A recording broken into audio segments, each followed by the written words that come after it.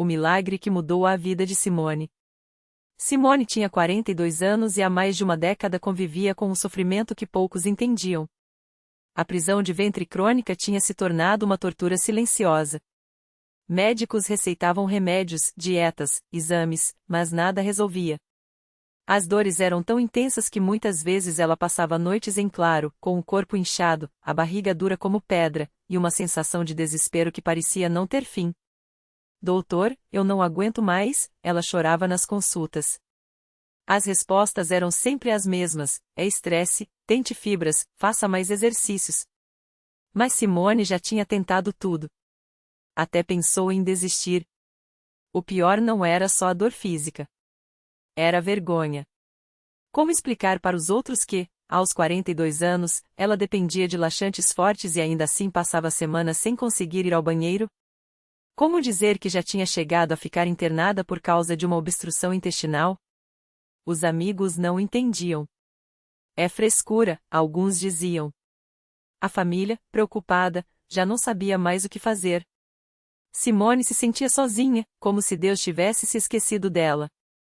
Até que, numa tarde de sábado, enquanto arrumava a casa da sua tia Maria, ela ouviu um som diferente vindo do rádio. Não era música, eram vozes cantando sem acompanhamento de instrumentos, numa melodia simples, mas que tocou seu coração. Ó Deus, nós te adoramos, em espírito e verdade. Simone parou o que estava fazendo e ficou ouvindo. A tia, que era da congregação cristã no Brasil, percebeu seu interesse e disse com um sorriso: é o culto, minha filha. Você deveria ir conosco domingo. Lá tem gente que ora de verdade. Simone hesitou. Ela não era de igreja. Nunca tinha entrado numa. Mas algo naqueles hinos, naqueles versos cantados com tanta fé, a fez pensar: e se Deus ouvisse mesmo? No domingo seguinte, tia Maria a levou à congregação cristã. Simone nunca tinha visto um lugar tão simples e ao mesmo tempo tão cheio de paz. Não havia altares chamativos, nem bandinhas, nem palmas. Só irmãos e irmãs vestidos com modéstia, homens de camisa social e gravata, mulheres com saias abaixo do joelho, todos sentados em bancos de madeira, cantando hinos de cor, sem nenhum instrumento. O som vinha só das vozes, unidas, como se cada um estivesse falando diretamente com Deus. O ancião, um homem de cabelos brancos e voz serena, dirigia a reunião com uma autoridade tranquila. Irmãos, vamos orar, disse ele, e todos se ajoelharam. Simone, sem saber bem o que fazer, fez o mesmo. E então ouviu algo que nunca tinha ouvido antes: pessoas orando com lágrimas, pedindo a Deus com uma fé que parecia inquebrantável. Senhor, cura o nosso irmão João, dá força à irmã Ana, ajudai-nos, ó Pai. Era como se cada palavra subisse direto ao céu. Quando chegou a hora dos testemunhos, uma irmã se levantou e contou como Deus tinha livrado seu filho de um acidente. Outra falou da cura de uma enfermidade. Simone sentiu o coração apertar. Será que Deus poderia curar ela também? Depois do culto, tia Maria a apresentou para algumas irmãs. Esta é a Simone, ela está passando por um sofrimento, disse baixinho. As mulheres a abraçaram, sem perguntar detalhes, sem julgamentos. Vamos orar por você, disse uma delas, a irmã Clara, segurando suas mãos. E ali mesmo, no pátio da igreja, elas oraram. Simone chorou. Não era um choro de dor, mas de alívio, como se, pela primeira vez em anos, alguém tivesse enxergado seu sofrimento. Simone começou a frequentar a igreja toda semana. Não entendia tudo, mas sentia uma paz que não encontrava em nenhum outro lugar. Os irmãos lhe explicavam as coisas com paciência, a importância do batismo nas águas, o significado da Santa Ceia, a necessidade de viver em santidade. Ela ouvia, assustada às vezes, mas com o coração aberto. Um domingo, depois da pregação, o ancião anunciou: quem quiser ser batizado, fale comigo. Simone sentiu algo dentro dela dizer: é agora. Ela não sabia nadar, tinha medo de água, mas foi. No dia do batismo, vestida com um roupão branco, ela desceu as escadas da piscina batismal trêmula. Quando o ancião a mergulhou nas águas em nome do Pai, do Filho e do Espírito Santo, Simone sentiu como se algo pesado saísse dela. Não foi só simbólico. Foi real. Naquela noite, pela primeira vez em meses, ela conseguiu dormir sem dor. mas o maior milagre ainda estava por vir. Na semana seguinte, Simone acordou com uma sensação estranha. Não era dor. Era alívio. Foi ao banheiro e, para sua surpresa, tudo funcionou normalmente. Sem laxantes, sem esforço, sem lágrimas. Ela ficou parada, olhando para o espelho, com as mãos trêmulas. Deus me curou, sussurrou. No domingo, ela não aguentou esperar. Quando o ancião perguntou se alguém queria dar um testemunho, Simone se levantou. As pernas tremiam, mas a voz saiu firme. Irmãos, eu vim aqui há algumas semanas com um problema que os médicos não conseguiram resolver. Prisão de ventre crônica, dores horríveis, noites sem dormir. Mas Deus me ouviu. Depois do batismo, Ele me curou. Não foi remédio, não foi dieta. Foi a fé, foi a oração de vocês, foi a mão de Deus na minha vida. A igreja inteira se encheu de glórias a Deus. Alguns choravam. O ancião, com os olhos brilhando, disse: assim é o nosso Deus. Ele não desampara os seus. Hoje, Simone é batizada, participa dos cultos, canta os hinos com fé e ajuda outras pessoas que chegam à igreja com dor no coração. Ela aprendeu que Deus não se importa com a nossa aparência, com o nosso passado, ou com o quanto a gente já errou. Ele só quer um coração sincero. Antes, eu pensava que minha dor era maior que Deus, ela costuma dizer. Mas Ele mostrou que não há prisão que Ele não possa quebrar, não há dor que Ele não possa sarar. Basta confiar. E assim, na simplicidade de uma igreja sem luxos, onde o que importa é a fé e a oração, Simone encontrou não só a cura para o seu corpo, mas uma família que nunca a abandonaria. Porque na congregação cristã no Brasil, os milagres não são contados só nas histórias. Eles acontecem todos os dias, na vida de quem acredita. No mesmo dia em que Simone deu seu testemunho pela primeira vez, uma mulher chamada Marisa entrou na igreja com os olhos inchados de chorar. Ela tinha acabado de receber a notícia de que seu filho, Lucas, de apenas 12 anos, estava com um tumor cerebral agressivo. Os médicos disseram que não havia mais o que fazer, a não ser preparar a família para o pior. Marisa não sabia para onde correr. Não era de frequentar igrejas, mas uma vizinha, que já tinha visto milagres na Universal, a levou até lá. Se tem um lugar onde Deus ouve, é aqui, a mulher disse, segurando a mão trêmula de Marisa enquanto atravessavam a porta. Dentro do templo, o pastor estava falando justamente sobre a fé que move montanhas. Quando viu Marisa desmoronando nos bancos, ele parou a mensagem e se aproximou. Irmã, o que está acontecendo? Ela mal conseguia falar, mas mostrou as fotos do exame no celular. O pastor não hesitou, Deus já venceu essa batalha. Vamos orar agora mesmo. A igreja inteira se uniu em clamor. Mães que já tinham perdido filhos, pais que já haviam recebido curas, jovens que superaram vícios, todos se ajoelharam e clamaram como se Lucas fosse parte da própria família. Simone, que estava ali na frente, lembrava bem como era se sentir sem esperança. Ela se aproximou de Marisa e disse: eu também achei que tudo estava perdido. Mas Deus faz o impossível. Segura na minha mão e acredita. 3 dias depois, Marisa voltou à igreja com o rosto iluminado. Os novos exames mostravam que o tumor tinha sumido. Os médicos não tinham explicação. Isso não é normal, um deles disse, coçando a cabeça. Mas Marisa sabia, não era normal mesmo. Era sobrenatural.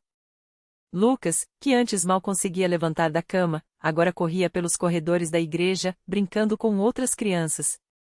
Naquele domingo, foi ele quem subiu ao púlpito, com a voz firme apesar da pouca idade: obrigado, Jesus, por me dar mais tempo com minha mãe.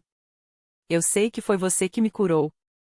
Marisa, que antes duvidava de tudo, agora não perdia um culto. Ela trouxe a família toda ao marido, que era alcoólatra e nunca tinha pisado numa igreja, os sogros, que achavam que isso era coisa de fanático. Mas quando viram o milagre de perto, não tiveram como negar, Deus estava ali, no meio daquele povo simples, operando maravilhas. O marido de Marisa, Carlos, foi o próximo a experimentar a transformação. Uma noite, depois de um culto de libertação, ele jogou todas as garrafas de cachaça no lixo e disse: chega. Eu quero viver para ver meu filho crescer. Hoje, ele é um dos obreiros mais dedicados, ajudando outros homens a se libertarem dos vícios. E assim, como uma corrente de bênçãos, o milagre de Lucas tocou outras vidas. A médica que tinha dado o diagnóstico desanimador, ao saber da cura, veio até a igreja só para ver com seus próprios olhos. Ela saiu de lá chorando, não de tristeza, mas de emoção. Eu estudava tanto, achando que a ciência explicava tudo, mas hoje vi que tem coisas que só a fé explica, ela confessou. Agora, toda vez que Marisa olha para Lucas, ela lembra das palavras que ouviu naquele primeiro dia: Deus já venceu essa batalha. E ela sabe que não foi só o tumor que Deus removeu, foi também o medo, a dúvida e a solidão que carregava. Porque na Universal, os milagres não são só para alguns. São para quem chega quebrado e sai restaurado. Para quem entra com lágrimas e sai com louvor. Para quem, como Simone e Marisa, descobre que, não importa o tamanho do problema, a fé em Deus é sempre maior. E a história não para por aqui.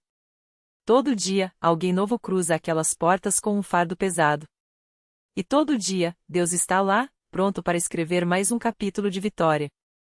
Porque Ele não mudou. Ainda hoje, Ele faz o que fez nos tempos da Bíblia, transforma dor em alegria, morte em vida, e desespero em esperança. Basta acreditar.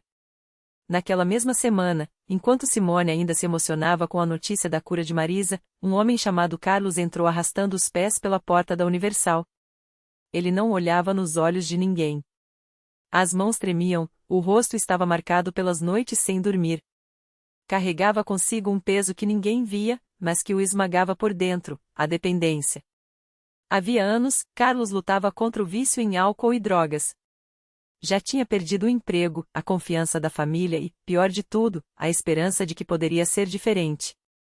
Não tem mais jeito para mim, ele repetia para si mesmo, enquanto sentava no fundo do templo, tentando se esconder. Mas Deus não deixa ninguém se esconder dele. O pastor, como se tivesse um aviso do céu, se aproximou e colocou a mão no ombro de Carlos.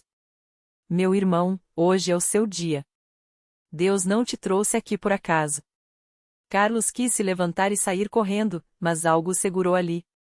Talvez fosse o cansaço de tanto lutar sozinho. Talvez fosse uma pequena centelha de fé que ainda resistia em seu coração. Naquele culto, enquanto as mãos eram impostas sobre ele, Carlos sentiu algo que não sentia há anos: paz. Não era uma paz qualquer, era como se uma corrente invisível que o prendia há tanto tempo se rompesse. As lágrimas começaram a cair sem controle. Ele não conseguia explicar, mas sabia que algo estava mudando dentro dele. Nos dias seguintes, Carlos voltou. Não por obrigação, mas porque sentia que ali tinha encontrado um refúgio. Os irmãos da igreja o abraçavam, oravam com ele, e o mais incrível, ninguém o julgava. Pela primeira vez em muito tempo, ele se sentiu aceito. E, aos poucos, o desejo pelas drogas e pela bebida foi perdendo força. Não foi fácil, houveram noites de luta, momentos de fraqueza, mas Carlos não estava mais sozinho. Um mês depois, ele subiu ao púlpito para dar seu testemunho. Com a voz embargada, contou como Deus tinha quebrado as correntes que o aprisionavam. Eu pensei que nunca ia conseguir, mas aqui estou. Livres dos vícios, livre da vergonha, livre da escravidão. Jesus me deu uma segunda chance. A plateia explodia em glórias a Deus. Muitas pessoas ali conheciam a dor da dependência, seja própria ou de algum familiar.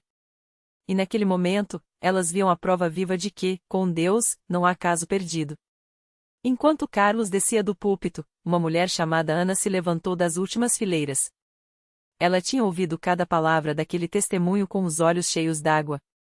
Sua história era diferente, mas a dor era a mesma. O filho, um adolescente de 16 anos, estava envolvido com coisas erradas, e ela não sabia mais o que fazer.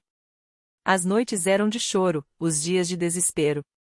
Ana tinha chegado à Universal arrasada, mas ao ver a transformação de Carlos, uma fé nova nasceu nela. Se Deus fez por ele, pode fazer pelo meu filho, pensou. E foi com essa convicção que ela começou a buscar a Deus como nunca antes. Todas as manhãs, antes do sol nascer, Ana estava na igreja, de joelhos, clamando. Levava o nome do filho no altar, pedia aos pastores que orassem com ela, e não desistia. Até que, numa sexta-feira à noite, durante um culto de libertação, algo extraordinário aconteceu. O pastor chamou pelo nome do filho de Ana que nem estava presente e declarou: em nome de Jesus, quebra-se toda maldição sobre a vida desse jovem. Ele será livre, ele voltará para casa, e será uma nova criatura. Ana sentiu o chão tremer debaixo dos seus pés. Não era um tremor físico, mas uma certeza no espírito: Deus tinha ouvido suas orações. 3 dias depois, a campainha tocou. Quando Ana abriu a porta, não acreditou no que viu. Era o filho, com os olhos inchados de choro, os braços abertos. Mãe, eu não aguento mais essa vida. Eu quero mudar. E ali, no abraço apertado entre mãe e filho, mais um milagre se completava. A Universal não é um lugar de fórmulas mágicas. É um lugar onde pessoas comuns encontram um Deus extraordinário. Onde o impossível se torna possível, não porque mereçamos, mas porque Ele é bom. Carlos, Ana, Simone, Marisa, cada um deles entrou com uma história de dor e saiu com uma história de vitória. E enquanto você lê isso, em alguma Universal espalhada pelo Brasil ou pelo mundo, mais alguém está recebendo seu milagre. Talvez seja você. Talvez seja alguém que você ama. Porque Deus não faz acepção de pessoas. Ele só espera que a gente dê o primeiro passo, chegar até Ele com um coração sincero. E quando isso acontece, prepare-se. Porque Ele vai fazer muito mais do que você jamais imaginou. Naquela mesma semana, enquanto Carlos ainda se adaptava à nova vida longe das drogas, uma mulher chamada Fernanda entrou pela primeira vez na Universal do bairro. Ela vinha arrastando um peso que ninguém via, uma depressão profunda que a deixava acamada há meses. Os remédios já não faziam efeito, e os médicos tinham dito que ela precisaria aprender a conviver com aquela escuridão. Mas algo dentro dela gritava: não pode ser assim. Eu tenho 2 filhos pequenos que precisam de mim. Fernanda sentou-se no fundo do templo, com as mãos trêmulas e o olhar perdido. Quando o pastor começou a falar sobre a fé que move montanhas, ela sentiu uma pontada no peito. Não era dor física, era como se algo dentro dela estivesse acordando. Quando o apelo foi feito, ela não hesitou. Levantou-se, mesmo com as pernas fraquejando, e foi até a frente. Jesus, se o Senhor existe, me tira dessa escuridão, ela sussurrou entre lágrimas. As mãos do pastor se apoiaram em sua cabeça, e uma paz inexplicável a invadiu. Não foi um alívio momentâneo, daqueles que somem depois de algumas horas. Foi como se uma luz tivesse sido acesa dentro dela. Fernanda saiu do templo naquela noite com um sorriso que não via em seu rosto há anos. Os filhos, ao vê-la chegar em casa com os olhos brilhando, correram para abraçá-la. Mãe, você tá diferente, disse o mais novo. E ela estava. Dias depois, Fernanda voltou à igreja, dessa vez com o marido, que nunca havia pisado em um templo. Ele era cético, mas não podia ignorar a mudança na esposa. Se foi aqui que ela encontrou ajuda, eu preciso ver com meus próprios olhos, disse. E foi ali, ouvindo os testemunhos de pessoas como Carlos e Ana, que ele também sentiu o toque de Deus. Uma dor nas costas que o atormentava há anos, resultado de um acidente de trabalho, desapareceu durante a oração. Ele se levantou, testou os movimentos, e as lágrimas escorreram sem controle. Isso não é coincidência. Isso é Deus, ele repetia, incrédulo. Enquanto isso, em outra cidade, um jovem chamado Rafael lutava contra um diagnóstico de câncer em estágio avançado. Os médicos tinham dado poucas esperanças, e a família já se preparava para o pior. Mas sua avó, uma senhora de fé inabalável, não o aceitou. Ela o levou à Universal, mesmo que ele mal conseguisse caminhar. Vó, não adianta, ele dizia, fraco. Mas ela apenas respondia: Deus ainda não falou a última palavra. Naquele culto, Rafael foi levado até o altar em uma cadeira de rodas. O pastor orou por ele com uma autoridade que veio do fundo da alma. Não foram palavras bonitas, foi uma declaração de guerra contra a doença. Quando Rafael abriu os olhos, sentiu uma força percorrer seu corpo.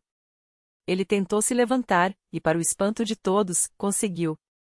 Primeiro um passo, depois outro. A plateia explodiu em aplausos e lágrimas.